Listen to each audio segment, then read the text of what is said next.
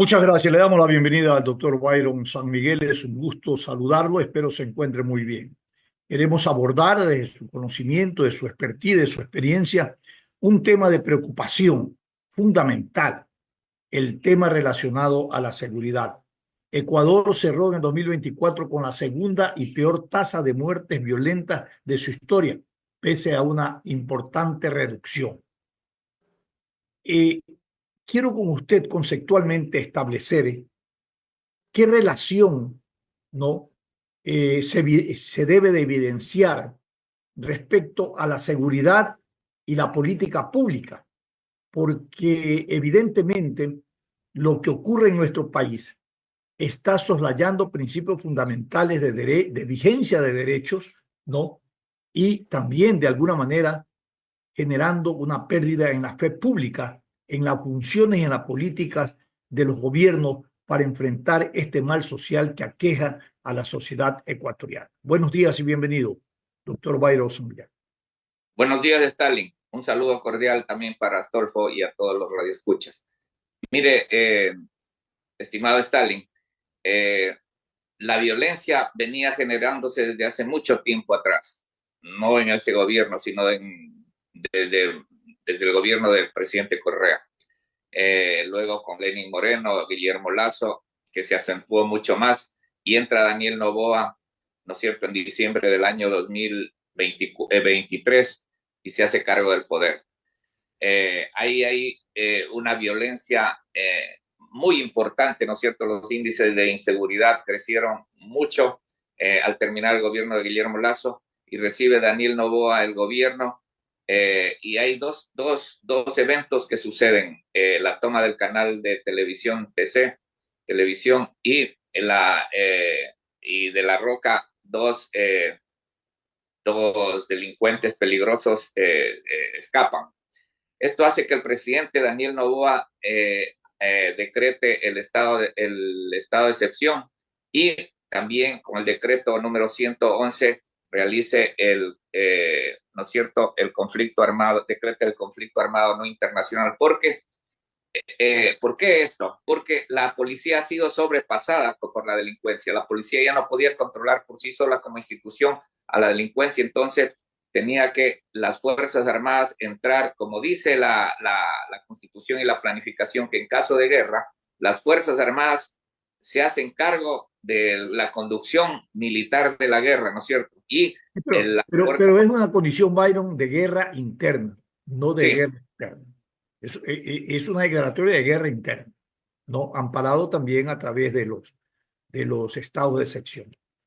Por lo tanto, el debate y el acondicionamiento que se dio a la normativa para que entren a los militares a territorio, ¿no? Era para garantizar una coordinación eficaz, efectiva, oportuna en el combate a la lucha interna a estos grupos que se lo había declarado como objetivos militares y que al final se determinó que habían generado una guerra interna. Y lo que ahí quería preguntarle es que si las políticas que hasta hoy se han definido a nivel de este gobierno y las anteriores, como usted lo indica, por ejemplo, en este gobierno hay tres patas de la mesa en política pública. La primera es la militarización de la sociedad, del territorio ecuatoriano. Están los militares, está la policía, está todo el mundo activado en territorio para el control. La segunda son las reformas a las leyes, al COIP, lo que le han llamado populismo punitivo. Y consideran que si usted reforma una ley, solamente es en lo cuantitativo para aumentar penas. Y el aumento de pena está demostrado que no va en la línea de bajar el nivel de peligrosidad, aun cuando tenemos aún más un sistema de justicia que no administra justicia, que está al servicio de otros intereses. Y lo otro es la inversión del Estado en recursos tecnológicos y también de protección. ¿A quiénes? A la policía y a los militares. Tres patas. Y los entendidos dicen, tal vez, y usted escuché en una entrevista que habían hecho hace algún tiempo, que decía que el problema de la inseguridad es un problema multidimensional, es global, es interinstitucional, es de gobernanza política y social y económica. Y lo que ahí le quiero preguntar es que si la concepción que tienen los gobiernos y este gobierno, ¿no?, para combatir frontalmente el crimen organizado, el narcotráfico, ¿no?, está yendo en la línea correcta o todavía faltan cosas que hay que ajustar, porque ahí vemos esta noticia con el índice que nosotros en el 2025 nos trasladamos respecto a la violencia y a la criminalidad. Bye. Sí, mire, si es que el presidente no decretaba el decreto número 111, ¿sabe qué estado de violencia hubiéramos estado nosotros? Al no entrar Fuerzas Armadas en el conflicto armado no internacional, Fuerzas Armadas entró en coordinación con la policía formando los grupos del bloque de seguridad y actuó, ¿no es cierto?, neutralizando, como dice el presidente, los 22 grupos terroristas identificados ahí en el decreto. Si no hubiera intervenido Fuerzas Armadas, nosotros estuviéramos con niveles de violencia demasiado altos y ya hubieran habido bombas en el Palacio de Gobierno, en la Asamblea, es decir, el nivel de violencia se hubiera incrementado en forma muy alta. Por eso es que el presidente tiene el acierto de decretar el conflicto armado interno y Fuerzas Armadas entran al combate para neutralizar a los grupos, los 22 grupos terroristas. Esto hace que los niveles de violencia bajen en el 2023. Si nosotros comparamos 2024 con 2023, han bajado. Y lo mismo las capturas, ¿no es cierto?, de droga han subido un 25% desde el 2024 a 2023. Es decir, el decreto fue un acierto del presidente. Ahora, el conflicto armado interno no es que se acabe en un año. Este conflicto armado interno dura mucho tiempo. Ya tenemos experiencias de Colombia, México, 40 años del uno, el otro 30 años. Entonces, pero yo veo que hay una política definida en seguridad. El presidente, en el mismo decreto, porque nosotros, yo hablo como ex oficial de Marina, ¿no es cierto? Yo soy ex oficial de la Armada del Ecuador. Entonces, ¿cómo actúan los militares y los policías a través de planes militares y a través de planes policiales? ¿Y de dónde se derivan esos planes militares y los planes policiales? De una política de seguridad que lo ha dado el presidente. Y en el decreto 111 lo dice, neutralizar a los 22 grupos. Eso es lo que ha hecho las Fuerzas Armadas. Se ha hecho cargo de las cárceles donde donde era el centro de operación de combate de los grupos narcodelincuenciales. Entonces las Fuerzas Armadas han entrado a controlar ahí. Todavía hay vestigios, pero ya están mejor controladas que antes, que en el gobierno de Lenín Moreno y en el gobierno de Lazo, donde había, ¿no es cierto?, tremendas masacres cada 2 meses. Ahora están controladas las cárceles de mejor forma, pero yo creo que hay muchas estrategias que añadir, porque al dar este golpe duro de las Fuerzas Armadas y la policía a los grupos delincuenciales, capturándole la droga y quitándoles ingresos económicos, estos están mutando a otros tipos ¿no es cierto?, de delincuencia, como son los secuestros y las extorsiones. Hacia allá debe ahora apuntar Fuerzas Armadas y Policía, y creo que lo está haciendo. Yo creo que la policía y las Fuerzas Armadas están haciendo su trabajo. En la medida de que tengan los recursos, ¿no?, y que se les proporcione también a ellos las seguridades necesarias de indumentaria y todas estas cosas, para que puedan ser eficaces y eficientes y oportunos en el combate a la delincuencia y al crimen organizado.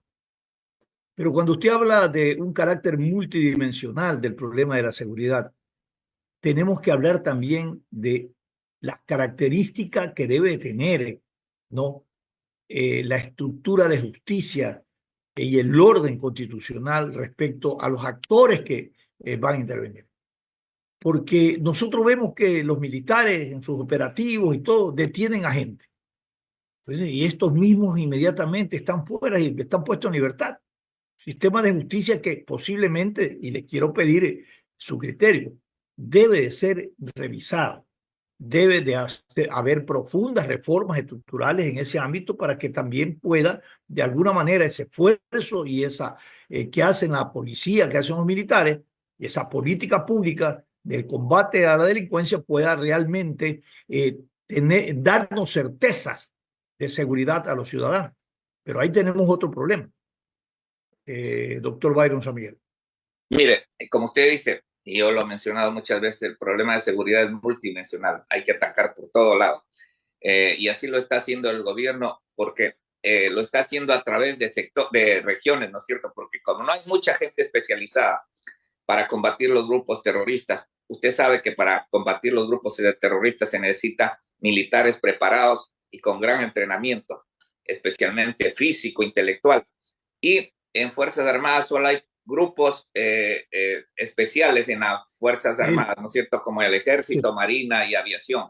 Por ejemplo, la Marina, la Infantería Marina, la Fuerza Aérea en los comandos, ¿no es cierto? Los comandos, los paracaidistas de la FAE.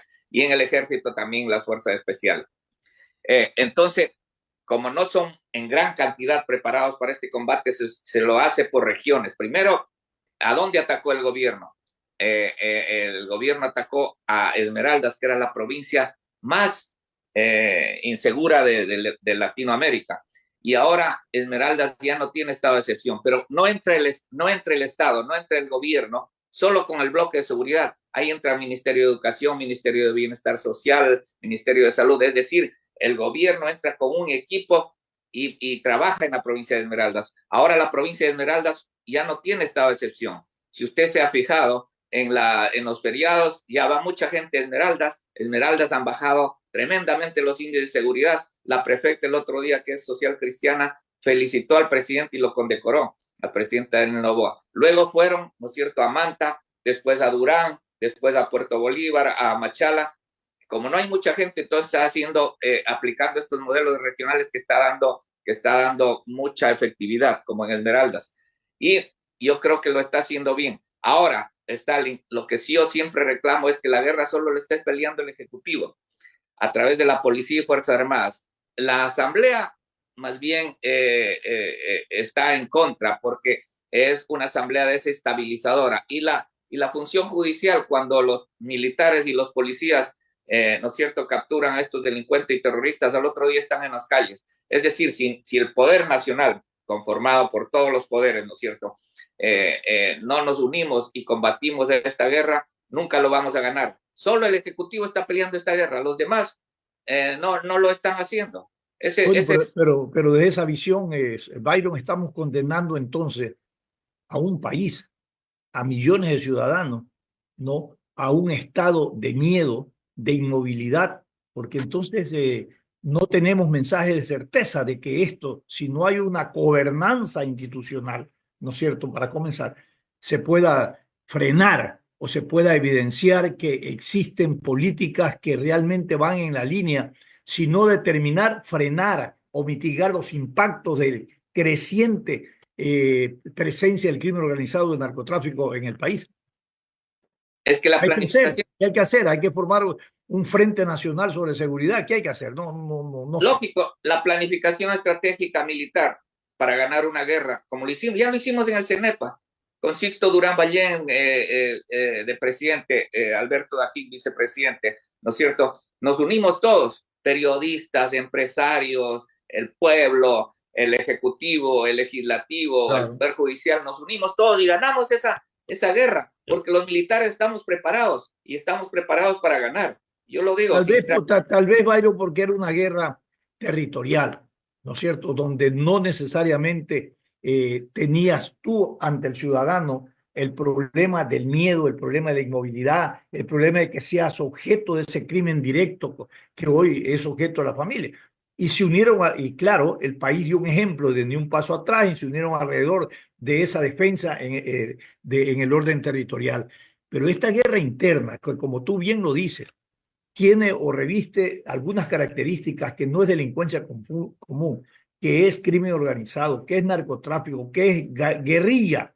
No, eso es una mezcla de cosas. No la ha vivido el país, pero sobre quién ha recaído el daño mayor es sobre la población. Oiga, usted tiene sometido una población al miedo y a la inmovilidad por esta situación. Sí, pero mire, en el Consejo de Seguridad Pública del Estado, que es el máximo organismo de la seguridad del país, están todos los entes, ¿no es cierto?, que tienen que ver con la seguridad. está el presidente de la Asamblea, ahí debe estar, ahí está el presidente de la Corte Suprema, todos los poderes del Estado.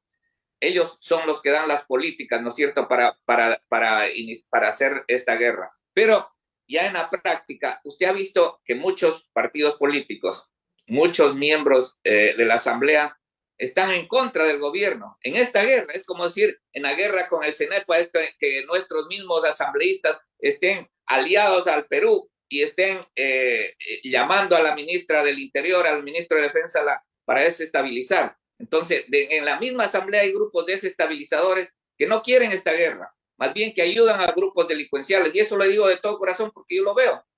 Yo lo veo. Hay muchos partidos políticos ahí en la asamblea que en vez de apoyar a Fuerzas Armadas y Policía, apoyan a los grupos delincuenciales y así de frente. Bueno, y con esa visión que usted tiene, que es real, ha nacido la narcopolítica, que son Lógico. los políticos operadores de los intereses de la delincuencia y del narcotráfico. Lógico, hoy la fiscal está juzgando, ¿no es cierto?, en los casos que usted ha visto donde están políticos, asambleístas que se tomaban la justicia, que tenían, ¿no es cierto?, nexos con los narcotraficantes, etcétera. Entonces, esa narcopolítica de ciertos partidos es la que está opuesta al gobierno para que desarrolle una guerra. La misma vicepresidenta, auspiciada por estos partidos políticos, quiere hacerse cargo del poder para quitar el IVA, ¿no es cierto? Que los 3 puntos que nos ayudan para Fuerzas Armadas, equipar Fuerzas Armadas y Policía, llamar o destituir también al jefe del Comando Conjunto, al ministro de Defensa, a la ministra de Interior. Es decir, hay una desestabilización total en plena guerra. Es decir, yo no concibo cómo en una guerra interna declarada haya entes y personas que estén en contra del Estado para combatir estos grupos narcodelincuenciales. Tenemos que unirnos, porque si no nos unimos todos, vamos a perder esta guerra, mi querido amigo Stalin. Permanente instancias conspirativas frente a un gobierno. Así es. Siempre dice que en lo que usted está analizando falta la participación de la ciudadanía para garantizar en este estado de guerra interna, por lo menos, elementales derechos de la ciudadanía. Y esto lo traigo a referencia por los últimos acontecimientos de la desaparición, ¿no?, forzada de estos niños de las Malvinas. Y la pregunta es, ¿hay espacio cuando hay una declaratoria de guerra interna para garantizar a plenitud los derechos humanos? Estimado Stalin, nosotros, los militares, desde que estamos en los centros de reclutamiento, de perfeccionamiento, en estudios de academias de guerra, nuestra principal, ¿no es cierto?, nuestra principal preocupación son los derechos humanos. Y el presidente lo ha dicho en el decreto, ¿no es cierto? El decreto de guerra interna, el decreto 111, dice que las Fuerzas Armadas y la Policía actuarán en esta guerra de acuerdo al marco legal internacional, ¿no es cierto?, del derecho humanitario, del derecho internacional humanitario, respetando los derechos humanos. Mire, esta falta de procedimiento de los 16 militares de Taura es una falta de procedimientos, pero ellos no son asesinos. Las Fuerzas Armadas no preparan asesinos. Para mí, ahí analizando claramente, los asesinos son los delincuentes que fueron en motos, capturaron a estos muchachos y los mataron, los masacraron. Pero las Fuerzas Armadas, no creas, no educan ni crean asesinos. Yo creo que ellos fallaron en los procedimientos y por ello deben ser castigados, pero ellos no son asesinos. Claro. Sin embargo, lo que preocupa a la ciudadanía es que estos hechos se hayan dado en manos de los militares, en la parte de las imprevisiones que se tomaron en esta cadena de custodia cuando se los detiene a estos niños. Ahí se origina todo este proceso que termina con la incineración de estos cuerpos. Todavía falta por establecer las investigaciones quién fueron los actores materiales de este crimen y de esta incineración. Evidentemente, ya los 16 militares han sido juzgados, ¿no? Están siendo juzgados, bueno, y todavía no se descubre, pues, ¿no?, autores materiales de quienes cometieron este execrable crimen a estos niños. que hoy la sociedad no es que está alarmada, porque esto se hizo mediático, se hizo político, y entonces pues se creó toda esta atmósfera de defensa de los derechos, de culpabilidad. Pero aquí en nuestro país todos los días desaparece la gente y no se sabe si aparecen o no desaparecen, solo los que se denuncian o los que son mediáticos. Pero ¿cuánta gente hay desaparecida? Y tampoco hay respuesta. Entonces, todas estas cosas realmente hay que, como quien dice, sacar la basura debajo de la alfombra para que la gente pueda retomar o el ciudadano pueda tener confianza en la gestión que se lleva adelante. Y luego le preguntarle a usted su visión de en qué circunstancias van los ecuatorianos a un proceso electoral. Hoy, por ejemplo, no sabemos, hoy tenemos presidente o tenemos candidato en la práctica. Ayer empezó, producto de un decreto que se estableció a nivel del Ejecutivo, el presidente Daniel Noboa ya como candidato. 3 días va a estar ya encargado la vicepresidencia. ¿En qué condiciones van los ciudadanos a este proceso electoral? ¿Cómo miran a su candidato y cómo miran a su presidente? ¿Cómo lo van a evaluar? ¿Qué ventaja o desventaja le traería al presidente esta situación? Mire, Stalin, el problema se originó, todo este problema del asunto del presidente de la licencia y de etcétera, se originó porque no quieren que la vicepresidenta Verónica Abad, se haga cargo de la presidencia. Yo le doy la razón, porque si la vicepresidenta Verónica Abad se hace cargo de la presidencia, ella está ya auspiciada por los grupos que justamente yo estoy denunciando. Ella lo primero que va a hacer es dar el salvoconducto, ¿no es cierto?, a Jorge Glass, entonces va a haber impunidad en el país, y eso no lo vamos a permitir los ecuatorianos. El otro decreto sería quitar los 3 puntos del IVA, que ella ha dicho claramente, ¿no es cierto?, quitar el apoyo a los militares a través de estos aspectos económicos, equipamiento de la policía, equipamiento de las Fuerzas Armadas. Entonces, lo que yo veo es que todo el mundo son jueces, ¿no es cierto? Somos jueces nosotros, los militares en servicio pasivo, los periodistas, los asambleístas que quieren ellos también darle licencia al presidente. El único, en proceso electoral, el único juez es el CNE y el Tribunal Contencioso Electoral en el asunto de licencia del presidente, etcétera, etcétera. Ayer yo escuché a un miembro del CNE a decir que no es infracción lo que ha cometido el presidente. Claramente le dice el CNE que no es infracción no pedir licencia del presidente. Y así lo ha dicho claramente. Entonces, todos pueden hablar lo que sea, pero el único juez aquí en el asunto electoral es el CNE y el Tribunal Contencioso Electoral, y ellos no se han pronunciado. Y ayer se pronunció uno de los consejeros y dijo que no era infracción que ha cometido el presidente. Entonces, yo creo que, mire, viendo como un ex oficial de Marina y un ciudadano ecuatoriano, yo creo que el presidente no ha bajado sus índices de popularidad, y la oposición y los demás candidatos están todos contra él. Yo creo que el presidente va a tener un buen porcentaje de votación, y no sé si creo que haya una segunda vuelta, hay que esperar. Bueno, voy a quedarme con esta última parte. Yo creo que hay que fortalecer en las instituciones democráticas, el Poder Judicial, el Poder Legislativo, Ejecutivo, ¿no?, los organismos de control, de transparencia, para garantizar los derechos humanos, los derechos de los ciudadanos. Y creo que el planteamiento de una gobernanza interinstitucional es fundamental. Y en esta incorporar la participación de los ciudadanos para que realmente se garanticen estos derechos, ¿no? Y que los individuos, los ciudadanos también conozcan y respeten y hagan respetar sus derechos. Creo que eso es lo fundamental. Y vamos a ver qué pasa y cómo se pronuncia el pueblo ecuatoriano en las próximas elecciones. Byron San Miguel, ha sido un placer conversar con usted. Espero tenerlo en otra oportunidad. Cuídese. Muchas gracias, Stalin. Yo aplaudo a periodistas como usted, periodistas imparciales, muy capacitados, y en esta entrevista me he dado cuenta de eso. Saludos, estimado Stalin. Gracias por sus generosas expresiones. A ustedes, ecuatorianos, gracias por vuestra sintonía. Nos despedimos hasta el día de lunes con más invitados y análisis de noticias. Felicidades. Cuídense.